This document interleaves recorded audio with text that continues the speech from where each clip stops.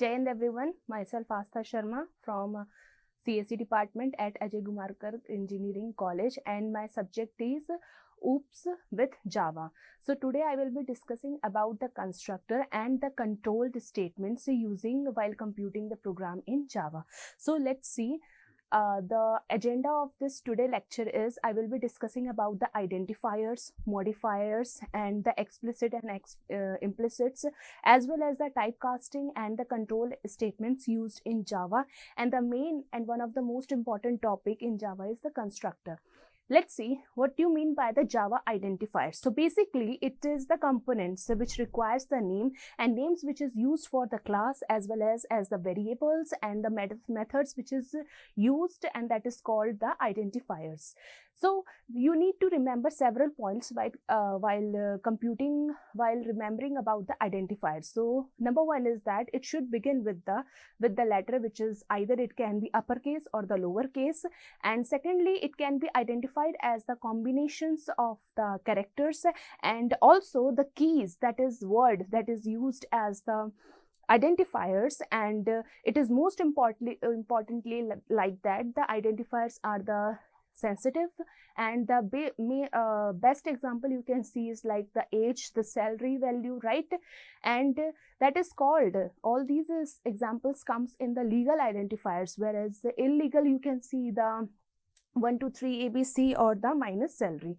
So this is the Java identifiers. Next we will talk about the Java modifiers. So modifiers is other than the languages that is possibly used to modify the classes and the methods, right? So by using these modifiers we have the two categories. The number one category you can see like the access modifier. What do you mean by access modifier? Access modifier is using in the default, public, protected and the private. And the second one is the non-access modifier. Non-access modifier, which means the final, abstract, static and the super, right? Next is the file compilation and the execution process is involved in the Java, right? So number one is like that you need to save your program with .java. Then second one is you need to compile, you need to write a command, and the command that is used to execute the file writes. You can see this. You saved your program with abcd.java, then next command is java abcd, so it will execute your program, right? It will give you the output. Next is the process or the execution process behind the program. So number one is like your program will be saved with the .java. After that .java we need a compiler. So your program goes to the javac.compiler. Then next your file is converted into the class file. After converting your class file, which means the bytecode, that is the .byte file, .class file, sorry. Then it goes to the JVM, which is the Java Virtual Machine, which we'll be discussing in the earlier lectures, right? Then it will goes to the multiple operating system. Either it can be the interpret to the Mac, interpret to the Windows, interpret to the Linux. So this is the compilation or execution process which is follows while computing your program in Java, right? Next we have the typecasting in Java. Typecasting in Java, which means it is the casting which will be used to convert the objects or the variables from the one type into the another type, right? So what do you mean by one type to the another type? Which means one type, the syntax you need to remember this, the data type, right? Data type variable name which is equal to the data type. As you can see, this is the basic syntax in the typecasting which will be using the data type variable name equal to the name. Next, it has the two types of the casting directories which will be following this. Number one is the narrowing, which means larger to the smaller, right? And widening, which means smaller to the larger, right? So widening it done automatically, like for example int, double, right? But narrowing must be done explicitly, like double to int, int to double, right? Etc. Let's see the widening or the automatic type conversion. So it happens with the two types of the categorization. Number one is like the two data types are the compatible. If they are compatible, they can automatically change the data, right? data type. Then if you want to assign, you need to assign the smaller type to the larger type. Now the first one is goes to the byte, after that byte goes to the int goes to the long goes to the float goes to the double, right? So this is the winding or automatic conversion process which will be followed in the Java. Next we will see with the we will understood with the examples, right? So in the first you need to create the class. The class was created with the name of the test. The T is capital, right? Next we have come to the main method. We identified the data type, which is the int I equal to 100, and automatically type conversion, it converted to the long to I, then it convert to the float to the I, right? Full float to the L. Next we simply give the print command. After giving the print command, you will automatically see the values of the output, right? So this I, which is the 100, is converted into the long as well as is converted to the float. So these two data type is compatible and it automatically change. Next we have the narrowing or the explicit conversion. So which means it assign the value of the larger data type to the smaller, which perform explicit typecasting or the narrowing, and which is very useful in compatible data type, which is automatically conversion and cannot be done. So it decided to convert the data types. So it follows the double, float, long, int, short and bytes. So it follows from the bigger to the lower one and automatically follow the lower to the bigger one, right? Next, let's see with the examples. First, create the class. After creating the class, you need to define the character, like in which you want to convert the data type character to the int. Then if it is equal, then it shows some type of the array, because it shows character is not equal to the num. Next, we have the control statement, which we'll be using in the Java. Number one, we have come up with the if statement. If statement is also used in the Python as well as used in the C, right? So it also of course used in the Java. So let's see the if statements. We have to identify the age, right? Defining the age variable. First you need to create the class. After creating the class, the main method call int age equal to 20, checking if it is equal, if their age is equal or not, right? So if condition, if age is greater than 18, which means age is greater than, otherwise it will print rest of the age, right? So the age is greater than 18, right? Output is if statement, if else statement. Let's see the example with the leap year, right? Int year equal to, first you need to create the class. After creating the class, the main method will call int year equal to 20. So the main logic is if year is mod of 4 equal to 0, and operator was there. If year mod of 100 is not equal to 0, or you can say year mod of 400 equal to 0, then it will print leap year, otherwise it will print not a leap year, right? Next we have if, else, and then if condition, right? Let's see with the examples. We need to find out the positive, negative integers, right, on the numbers. Identify with the number which is the int number equal to 13. After that, you else if condition mein we put the condition if it is number equal to, which is greater than 0, then you need to print positive. Otherwise, else if it is greater than 0, you need to print the negative, else it will print you 0, right? Next we have switch statement in Java. First switch statement we will be using after defining the class, then int number equal to 20 with the help of the switch expression, which means switch bracket mein number, right? We need to define the every time the case statements. The case one is this to print, then break. Case statement is this, then print, then case statement is 30, then break. And default, if it is not condition satisfied, then it default print not in 10, 20 or 30, right? Next we have the Java break statement. So basically Java break statement is used to encounter inside a loop, and loop is immediately terminated and the program control resumed and the next statement will be executed. Next we have the break, right? Java in break, which is used to break the loop or to switch, right, or to switch the statement which break the current flow of the statement at specific position. In the case we need to see, like it can only be the inner loop, right? Next, let's see the for loop in Java. For loop in Java, we define with the example of the class, which is the for loop example. All you need to just define the for int mein I, which is the initialize, then condition, right? And then we have the decrement value, right? So I equal to 10.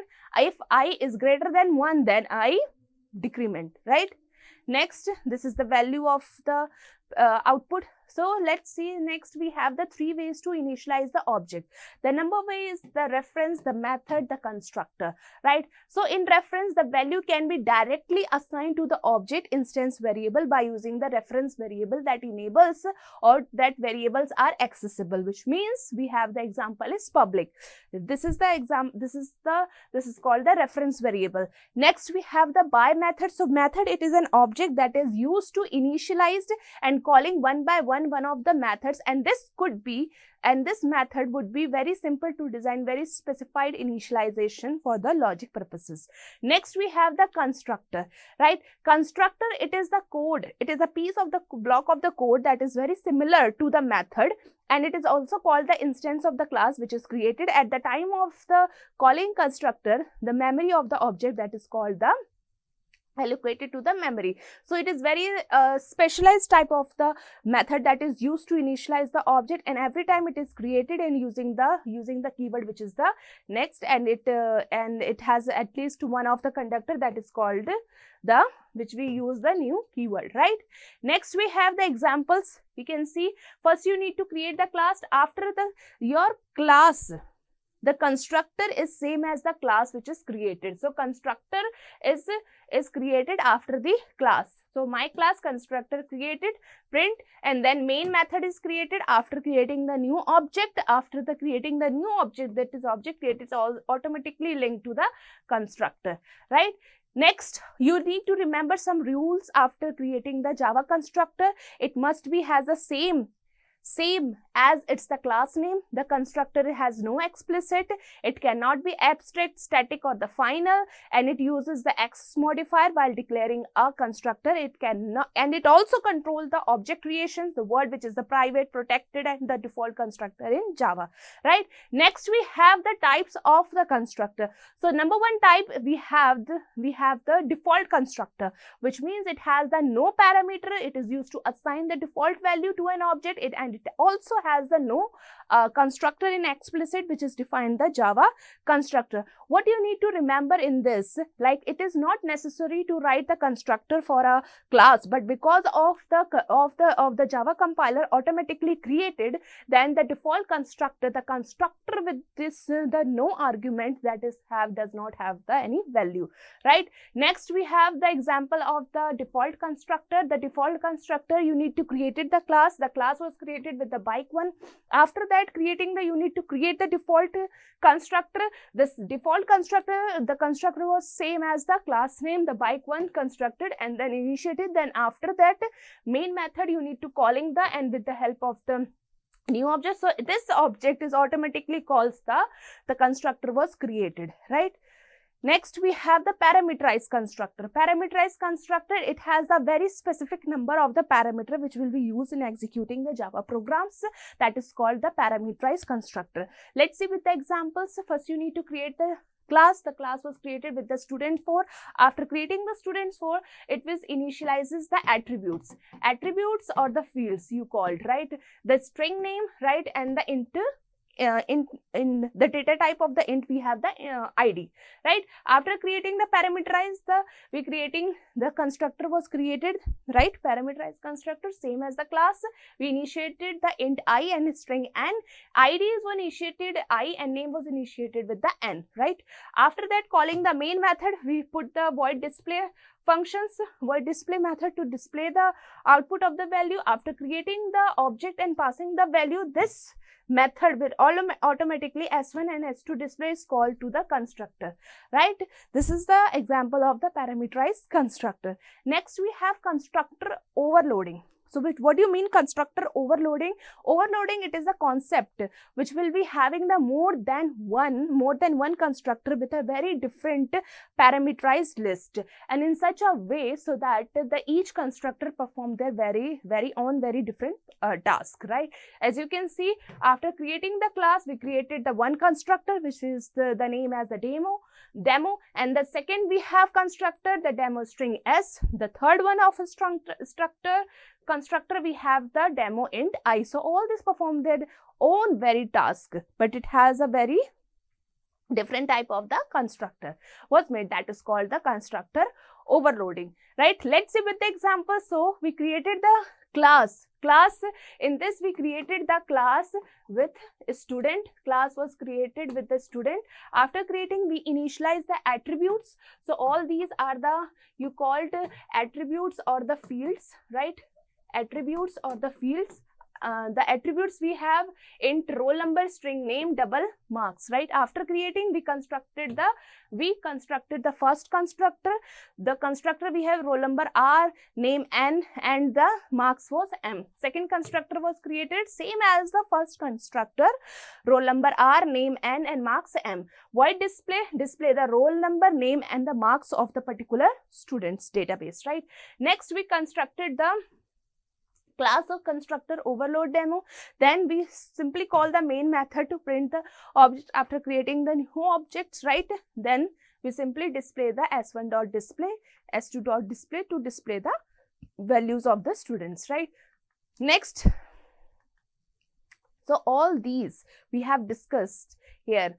We discussed today the break, switch statement, and the constructor, and the implicit, explicits, typecasting. Also we discussed the parameterized constructor. All these are the very much important for the exams. So the most important of this lecture, the topic is the constructor, right?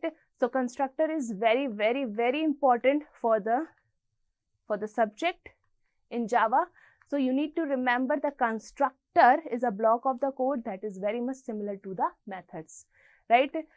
So this is all about for the today. We have discussed a lot of things about the Java.